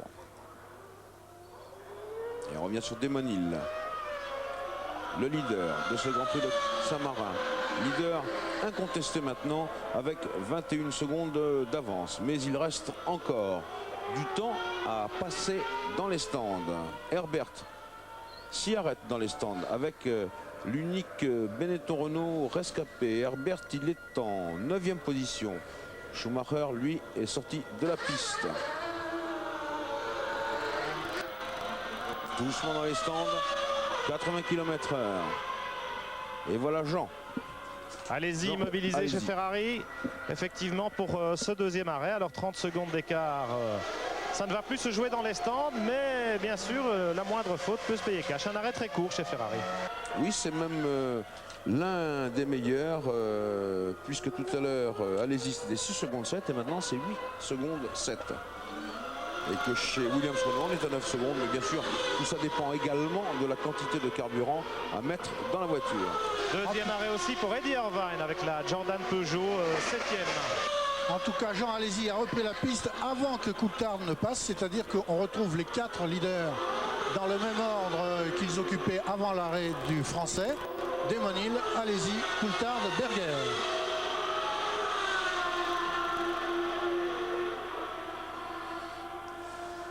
On a vu Johnny Herbert s'arrêter à son stand, c'est dur pour lui Alain, vis-à-vis de Schumacher, même si Schumacher a sorti de la piste. Très très dur, je sais par quelques personnes qui connaissent bien Johnny Herbert qu'il se sent pas très bien, qu'il n'arrive pas à se décontracter, il sent beaucoup de pression, c'est la première fois de sa carrière qu'il a vraiment une voiture très très compétitive. Il subit bien entendu la comparaison avec Michael Schumacher qui est champion du monde en titre, mais il n'arrive pas à se libérer et bien entendu il fait des performances qui ne sont pas normalement de son niveau. Alors que des hommes bien comme Demonil et comme Jean Alesi ici sous vos yeux, eux s'expriment pleinement. Un point sur le classement, après Hill et Alesi, Coulthard 3e, Berger 4e, Mansell il était 5e et il y a un problème de nez et d'aileron. Je me demande si c'est pas son équipe qui l'a arrêté, car tout à l'heure on a vu quand Jean l'a doublé, l'aileron avant bougeait un peu et j'ai failli faire la comparaison entre une Williams ou une Ferrari dont l'aileron paraissait très stable et l'aileron de la McLaren qui bougeait beaucoup. Coulthard au stand. Oui, David Coulthard, 3e arrêt donc pour lui. Là aussi on change de capot avant, parce que peut-être pour une question de réglage des moustaches en fonction des appuis, entre la pluie, le sec, que sais-je. Un arrêt qui s'éternise un peu pour l'Écossais. Et Berger est 3e. 19 secondes et 7 dixièmes. Attention. Berger est passé avant que Coulthard ne reprenne la piste. Il faut dire que Coulthard, il y a peut-être des problèmes de réglage, mais aussi il a fait quelques excursions sur les vibreurs qui ont peut-être mis à mal l'aileron avant de sa Williams Renault.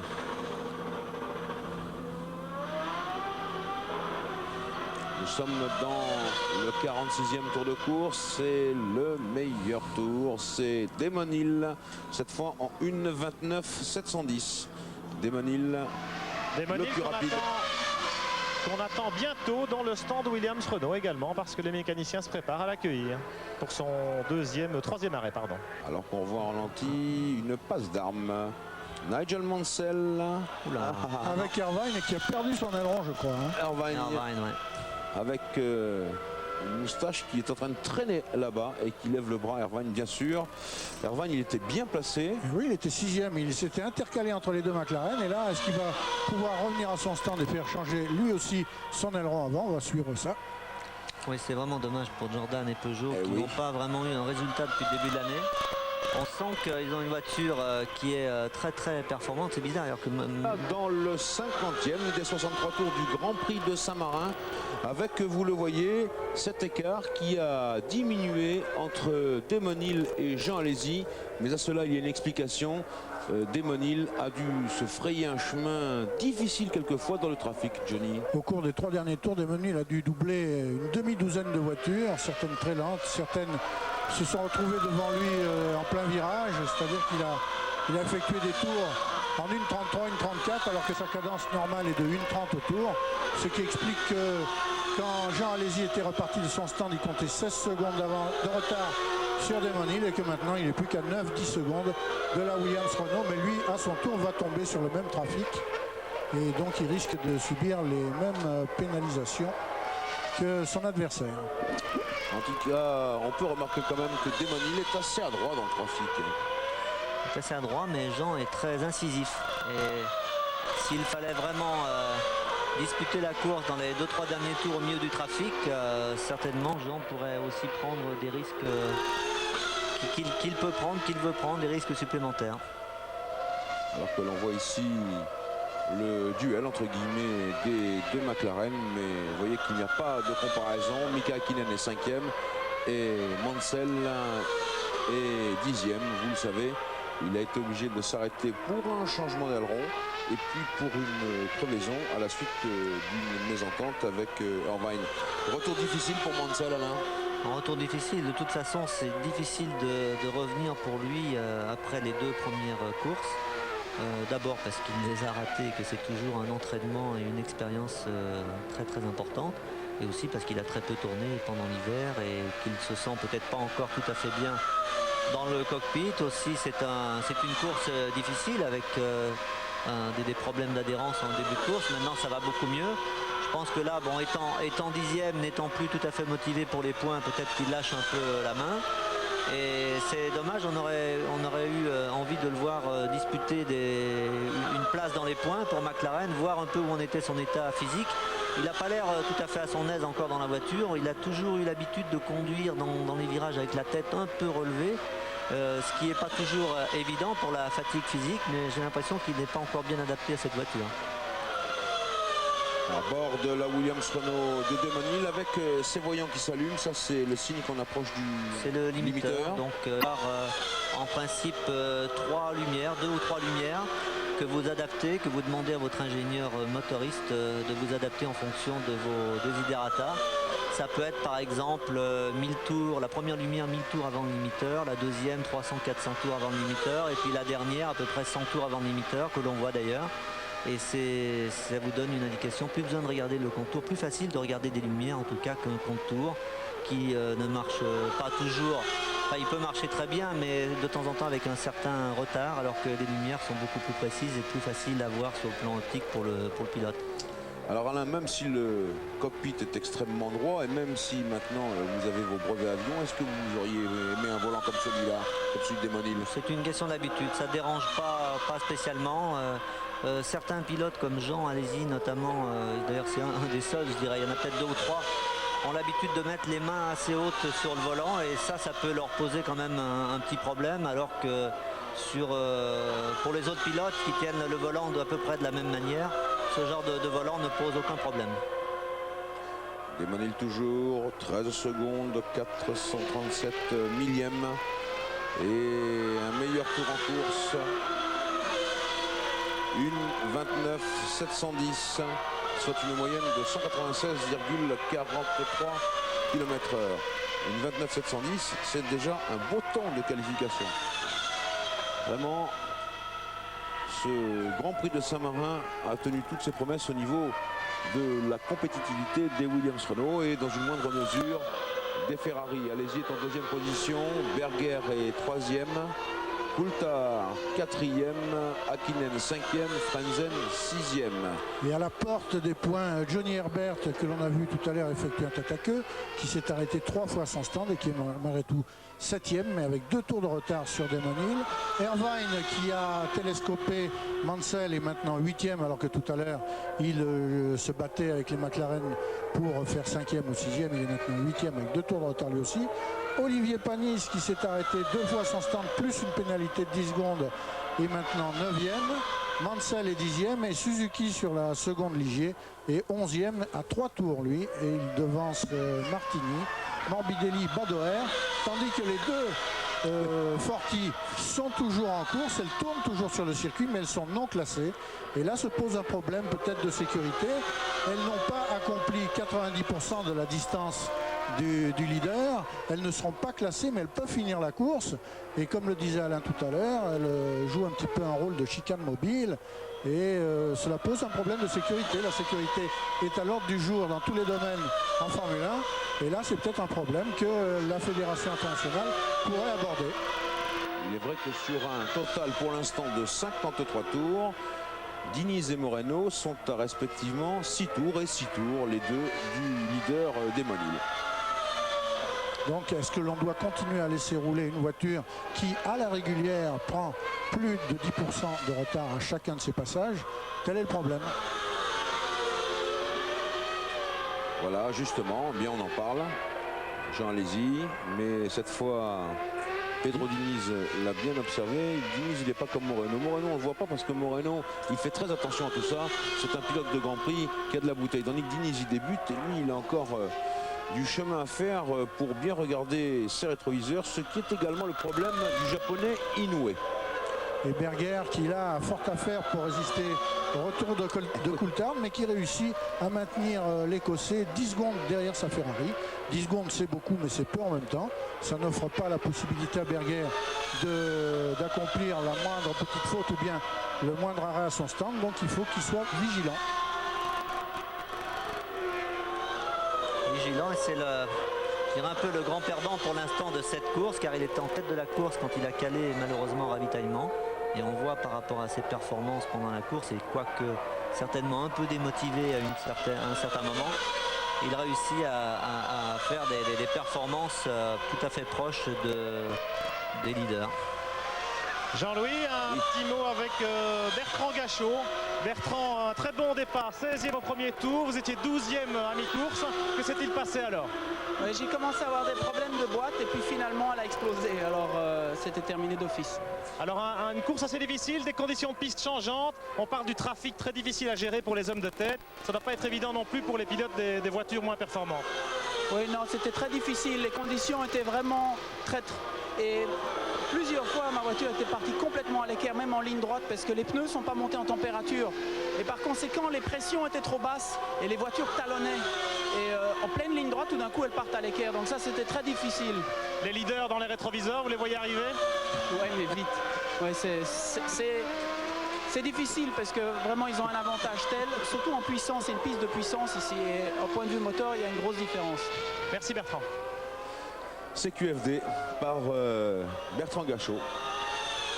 Trop de différence et c'est vrai que quand on a un 10 cylindres en V Renault, que l'on peut considérer comme le meilleur moteur du monde en Formule 1 pour l'instant, et puis aussi le 12 cylindres Ferrari qui tient le coup, même si on devra vérifier que le moteur d'Alesi et celui de Berger n'ont pas perdu un petit peu de puissance. C'est, je crois, le défaut qui frappait les V12 Ferrari à la fin de la saison dernière et pendant l'intersaison. Alors que c'est Hakkinen, je m'appelle Mansell qui a essayé de se dédoubler, mais en tout cas, ça c'est une petite passe d'armes entre Berger en 3e position. Et encore 8 tours, mais au niveau fiabilité, depuis le début de la saison, là les deux Ferrari sont encore en course, les deux Williams Renault, bien entendu, encore en course. On ne peut pas juger aujourd'hui les Benetton, mais sur le plan performance fiabilité, ça reste les deux équipes, je dirais vraiment deux pointes à la moyenne des deux, et le classement en tête du championnat constructeur de Ferrari n'est pas vraiment une surprise. Les deux voitures sont là en performance et en longévité. De Ferrari devant Williams, alors les deux écuries que vous mentionnez sont toutes les deux en tête du championnat constructeur et elles vont conforter ces deux positions de tête. Après le Grand Prix d'Argentine, Ferrari 13 points, Williams Renault 10 points, Benetton Renault 7 points, McLaren Mercedes 4 points et Sauber Ford de 2 points. Voici l'ordre du classement du championnat du monde des constructeurs de Formule 1 qui sera évidemment modifié à l'issue de ce Grand Prix de Saint-Marin. On va peut-être voir une bagarre entre Coulthard et Berger dans les tout derniers tours. 7 secondes d'écart, c'est encore beaucoup. Mais Coulthard est en train de revenir quand même assez fort sur Berger. Il se rapproche régulièrement, Coulthard. Quand je vois une voiture jaune maintenant devant les leaders, ça me fait vraiment extrêmement peur. Vous voyez. C'est Moreno. Comme le disait Jean-Louis, Moreno a plus d'expérience que Diniz. Et on l'a bien vu, il a contrôlé un petit coup d'œil dans son rétroviseur gauche. Il a viré au large et Demoni a pu passer en toute sécurité. Oui, c'est le meilleur comportement à adopter. Quand il y a un tel écart entre la performance de deux voitures, on ne sait jamais vraiment comment réagir. Car on ne sait pas vraiment si le pilote devant vous soit a un problème, est en difficulté, soit il vous a vu car vous arrivez tellement vite derrière que vous n'attendez pas des réactions normales. C'est ça qui est un peu difficile. Il reste 6 tours jusqu'au drapeau à damier. 6 tours pour Damon Hill. Nous le disions, le leader incontesté de ce Grand Prix de Saint-Marin. Depuis que les conditions de piste sont redevenues normales. Oui, on peut dire qu'il y a eu pratiquement 3 phases dans ce Grand Prix. Une phase de départ avec une piste quand même très mouillée. Où là on peut dire que les 3 voitures de tête, les 3 marques différentes, aussi bien Williams, Benetton et Ferrari faisaient à peu près jeu égal, avec une petite surprise, c'est-à-dire la performance de Jean qui était un peu en retrait. Après une phase intermédiaire où là vraiment Jean était le plus rapide sur la piste. Et depuis que la piste a séché, eh bien, les Williams sont quand même un petit ton au-dessus, pas beaucoup, un peu comme en Argentine il y a 15 jours. mais suffisamment. Oh, Suffisamment, et oui, ça fait peur. ça chauffe depuis tout à l'heure. Vous avez raison d'avoir peur, Alain. Ça chauffe depuis tout à l'heure. Avec ce garçon qui devant a pourtant de l'expérience. C'est Pierluigi Martini ou À moins que c'est ce soit Lucas Badoer. Badoer, Ils c'est ont le peut-être casque Badoer. qui se ressemble. Tous les deux un Mais en casque tout jaune. cas, Alors, c'est Martini. c'est Martini. Et oui, Martini qui a beaucoup de Grands Prix. Martini qui est un chien fou, un peu. Et regardez qui c'est qui vient de faire le meilleur temps en course, c'est Berger, Berger. qui prouve que, bien que la piste doit être peut-être un petit peu plus rapide quand même en fin de course, la gomme se déposant sur les trajectoires, mais qui prouve quand même que la Ferrari est vraiment toute proche des meilleurs que sont les Williams-Renault aujourd'hui. Et puis Berger à qui on a dû signaler par le truchon de la radio ou des panneaux, bien que Coulthard, en 4e position, se rapprochait. Et donc Berger accélère la cadence. Le meilleur tour en course, et oui,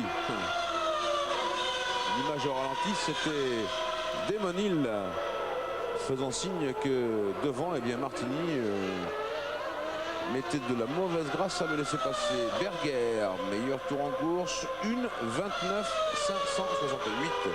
Très beau tour, c'est le tour le plus rapide, 196 km/h de moyenne pour ce meilleur tour de la Ferrari au 57e tour. Ici c'est l'écart entre Damon Hill et Jean Alesi, la Williams-Renault numéro 5, la Ferrari numéro 27. Et nous le disions, on retrouve les deux protagonistes du Grand Prix d'Argentine. Les deux premières places, tandis que au classement des constructeurs, si les choses restaient en l'état dans les 5 tours qui viennent, eh bien Ferrari et Williams-Renault se retrouveraient ex aequo à la première place du championnat des constructeurs, puisque aujourd'hui Williams avec la première et la 4e place marquerait 13 points. Ferrari avec la 2e et la 3e place marquerait 10 points.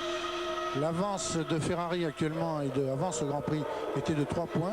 Les deux marques se retrouveraient donc ex aequo avec 23 points après 3 Grands Prix. Très serré entre Williams et Ferrari. Emmanuel, Jean Alesi, Gerhard Berger, David Coulthard, une Williams-Renault, une Ferrari, une Williams-Renault, une McLaren Mercedes et une Sauber Ford pour l'instant dans les points. Alors que nous bouclons ici le 60e tour de ce Grand Prix de Saint-Marin qui en comporte 63. On est maintenant en vue de l'arrivée et Damon Hill, eh bien lui il est à 12 km environ du bonheur. Damon Hill qui pourrait signer ici, on lui souhaite en tout cas sa 11e victoire en Grand Prix. Damon Hill qui a été le vainqueur du Grand Prix d'Argentine. C'est sa dernière victoire. C'était la 10e. La caméra embarquée à bord de la Williams-Renault. Près de l'arrivée. Les chiffres toujours. Ce serait la 80e victoire de l'écurie Williams.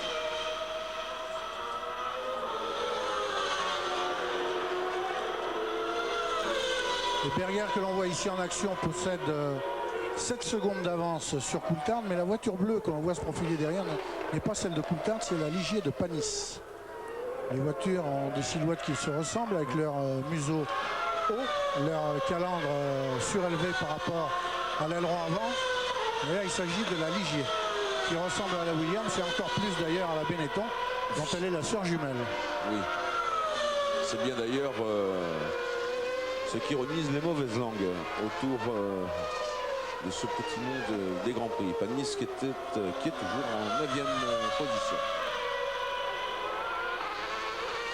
Berger qui a 27 secondes de Hill et 17 secondes, 27 secondes d'Alesi, donc à 44 secondes de Hill.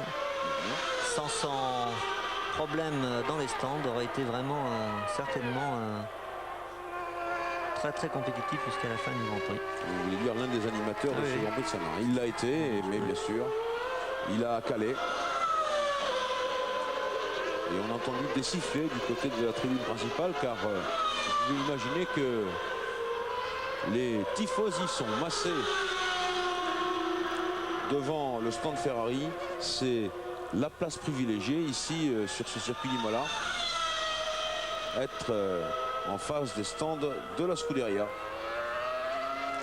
Des tifosi qui sont tellement passionnés qu'ils en deviennent impitoyables. Tout à l'heure, ils ont été très sévères vis-à-vis de l'équipe Benetton quand Schumacher a été éliminé sur son accident. Mais ils ont été tout aussi sévères avec Ferrari lorsque Berger a perdu de précieuses secondes à son stand.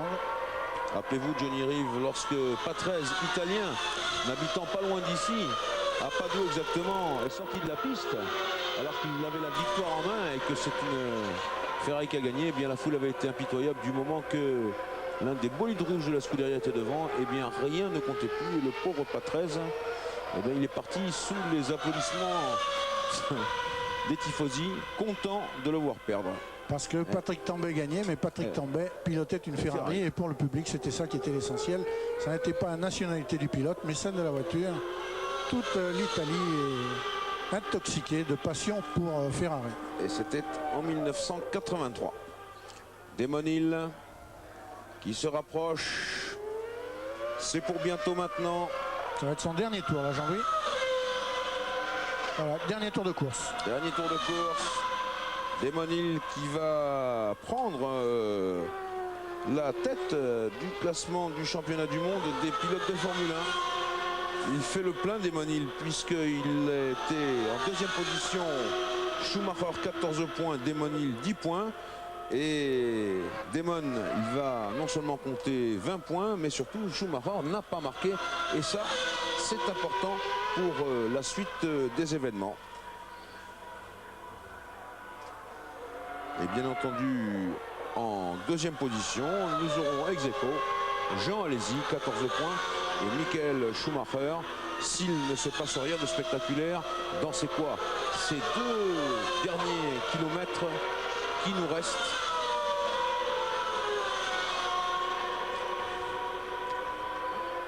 Et Jean va marquer pour la 3e fois, normalement, de même que Berger. Oui. Si je ne me trompe pas, je pense que c'est les 2 seuls pilotes dans les pilotes de pointe, en tout cas, qui ont marqué ou qui marqueront les 3 fois. Ce qui prouve quand même la fiabilité plus la constance des pilotes. Très performant. Il ne manque pas grand-chose pour l'instant à Ferrari. Peut-être un peu plus de confiance, un peu plus de sérénité pour les pilotes en même temps. Certainement une victoire pourrait complètement débloquer Jean, alors que Damon gagne cette course qu'il mérite amplement. Et voilà, c'est fait. Premier Damon Hill sur la Williams Renault. Damon Hill qui a dominé.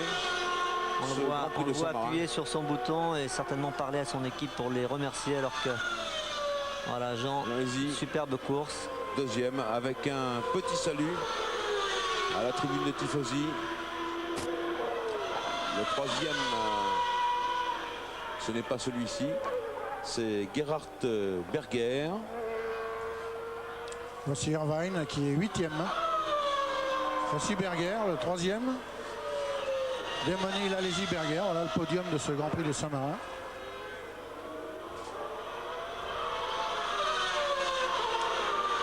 Coulthard 4e, Hakkinen 5e, Frenzen 6e. Dans quelques instants, la cérémonie du podium à vous Paris.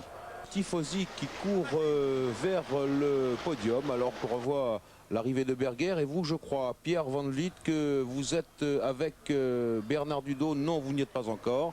Alors, je ne sais pas si vous avez l'image, Jean-Louis. Voilà, on a l'image maintenant. Bernard, un petit mot après ce superbe Grand Prix de Saint-Marin. Belle victoire pour Damon Hill, la Williams Renault, une victoire méritée. Ils ont vraiment bien dominé l'épreuve malgré la pression des Ferrari. Oui, et c'est pour nous, moi je suis ravi personnellement pour moi et pour toute l'équipe et pour Renault. C'est une belle entrée du moteur A en scène. L'évolution du moteur RS7. Ouais, tout à fait, le nouveau moteur. Et je crois que véritablement, il nous a beaucoup aidé. Et j'étais très heureux personnellement qu'il soit ici. C'était serré entre Ferrari et Williams, Bernard? Vous avez pu le voir, tout à fait. Je crois qu'on a fait la différence au moteur, sincèrement. Merci beaucoup. Frank Williams n'est pas loin. Mais on va peut-être vous laisser d'abord avec le podium, Jean-Louis. Oui, c'est assez rare que Bernard Dudot s'exprime ainsi, et on peut penser que vraiment, s'il dit que ça s'est fait au moteur, eh bien Bernard, qui est un homme extrêmement intègre et honnête, on peut le croire. Eh bien bravo Renault et bravo le RS7 pardon, version A, alors que ça se presse du côté du podium. Vous voyez cette foule compacte. On attend Damon Hill, on attend Jean Alesi, on attend Gerhard Berger. C'est un peu toujours la même cérémonie en Italie. Johnny Rive rapidement en attendant le podium, le classement du championnat du monde. Eh bien au championnat du monde, Damon Hill avec 2 victoires est en tête avec 20 points maintenant. Il précède Schumacher et Alesi qui ont 14 points chacun. Schumacher est deuxième avec une victoire. Alesi qui n'en compte pas encore est troisième. Quatrième Coulthard et Berger 9 points. Sixième Hakkinen 5 points. Septième Herbert et Frenzen 3 points. Neuvième Blundell 1 point. C'est-à-dire qu'aujourd'hui, les 6 pilotes qui sont entrés dans les points en avaient déjà marqué précédemment. Bien, et puis le classement du championnat du monde des constructeurs. Alors, au constructeur, comme on le prévoyait tout à l'heure, Williams Renault avec 23 points est ex aequo avec Ferrari, mais la première place lui revient grâce à ses 2 victoires. Mais Ferrari, deuxième avec le même nombre de points, a le mérite d'avoir classé ces 2 voitures 6 fois sur 6 dans les points depuis le début de la saison. Benetton Renault est troisième avec 7 points. McLaren Mercedes quatrième avec 6 points. Et enfin Sauber Ford cinquième avec 3 points. Pardon. Et les tifosi qui continuent d'affluer sous le podium d'Imola. Ici, les voitures vont avoir à souffrir. Et c'est la raison aussi pour laquelle ce podium du Grand Prix de Saint-Marin, je vous en rappelle la composition: 1 Damon Hill, 2 Jean Alesi, 3 Gerhard Berger. Ce podium est quelque peu retardé. C'est la loi ici, alors que s'affiche le classement du Grand Prix.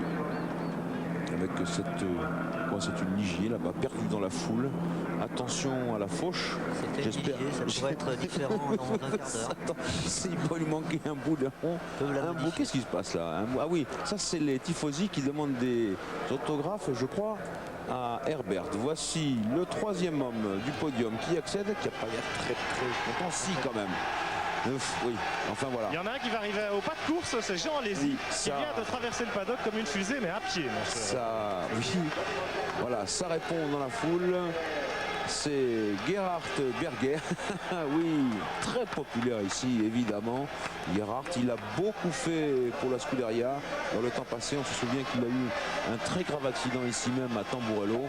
Spectaculaire en diable, la voiture avait pris feu après un carton monumental, un carton, il faut bien le dire, du même tonneau que celui qui a tué Ayrton Senna, et Gerhard s'en était magnifiquement sorti. Voilà, je crois qu'il a voulu faire comprendre qu'il y avait eu un problème au départ, ou un problème de cric. Il avait calé ou quelque chose comme ça. On attend toujours Damon Hill et Jean Alesi. Vous, Pierre Van Vliet, pas d'invité en vue. Non, c'est la cohue de votre côté. Oui, c'est la cohue chez Ferrari avec Jean Todt qui répond aux questions de nos confrères italiens. Vous imaginez, avec 2 pilotes Ferrari sur le podium, c'est la joie. Voilà. Et Jean Alesi a dû laisser sa voiture pas très loin et il arrive à pied. Voilà le podium. Et oui, il est arrivé. 1 Damon Hill, 2 Jean Alesi, 3 Gerhard Berger. Et les hommes retirent leur casquette naturellement. That's the Queen, c'est l'hymne britannique, non seulement pour Damon, mais aussi pour l'écurie Williams.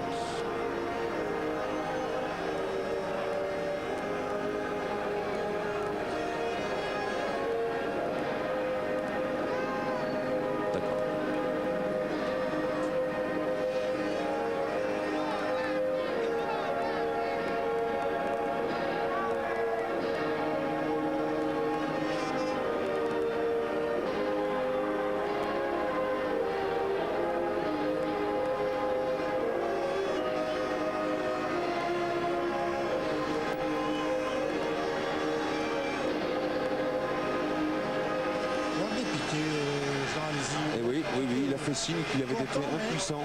Et oui, c'est qu'avec sa performance, surtout sur sol mouillé, il aurait pu espérer une victoire dans ce Grand Prix de Saint-Marin. Berger, très sport, et effectivement Damon Hill l'a bien mérité. On va revoir cela avec le résumé de la course par Marc Minary. Avec d'abord un moment d'émotion au moment de s'élancer, que les pilotes se recueillent sur la ligne de départ à la mémoire de Roland Ratzenberger et d'Ayrton Senna. Au moment du départ sur cette piste détrempée avec des pneus pluie, c'est Michael Schumacher, l'auteur de la pole position, qui s'élance le mieux.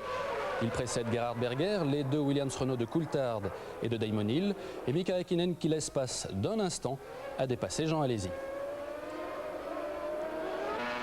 Sur cette piste humide, les écarts vont se creuser très vite. Schumacher, au bout de 3 tours, compte 1 seconde sur Berger, près de 3 sur Coulthard, 4,5 sur Damon Hill et plus de 9 secondes sur Jean Alesi. Dès le 6e passage, le premier des hommes de tête à s'arrêter, c'est Gerhard Berger, alors que Johnny Herbert sur sa Benetton Renault, parti lui avec des pneus slick, des pneus lisses donc, se fait une belle frayeur. 8e tour, 2e Ferrari à rentrer au stand, l'espace de 6 secondes 7, ce sera Jean Alesi, imité en cela 2 tours plus tard par le leader de l'épreuve, Michael Schumacher, et Damon Hill. Les deux hommes sont rentrés en même temps au stand. Voici Damon Hill qui ressort. Schumacher, lui, n'ira pas beaucoup plus loin. Dès le passage suivant, à Piratella, peut-être un problème de frein, il perd le contrôle de sa monoplace. Regardez la double embardée de la Benetton Renault après avoir heurté le mur. C'est l'abandon, bien sûr, heureusement pour l'Allemand, plus de peur que de mal. Gerhard Berger hérite donc le commandement, derrière Damon Hill, David Coulthard et Jean Alesi. Ici, Coulthard est passé à droite et Alesi à gauche de Nigel Mansell avec sa McLaren Mercedes. 21e passage et retour au stand de Gerhard Berger, le leader de l'épreuve, mais voilà, il cale et va devoir laisser passer Damon Hill. L'Anglais s'installe au commandement de l'épreuve. Son coéquipier David Coulthard, lui, dans sa foulée, se fait une belle frayeur, un tête à queue, qui l'obligera à repasser par les stands, changer de pneumatique, tout comme Damon Hill, qui observe un 2e arrêt au 29e passage. Démonstration de la difficulté à dépasser les attardés aujourd'hui sur cette piste d'Imola, avec Alesi gêné par Pedro Diniz, le débutant, à bord de sa Forti. Coulthard et Alesi vont jouer longtemps au chat et à la souris. Regardez, les deux monoplaces se sont heurtées. Alesi, bien sûr, n'est pas content. Il tend le poing à David Coulthard. Celui-ci devra observer une pénalité de 10 secondes plus tard, tout simplement parce qu'il n'a pas respecté la vitesse limite dans les stands. Accrochage également entre Nigel Mansell et Eddie Irvine.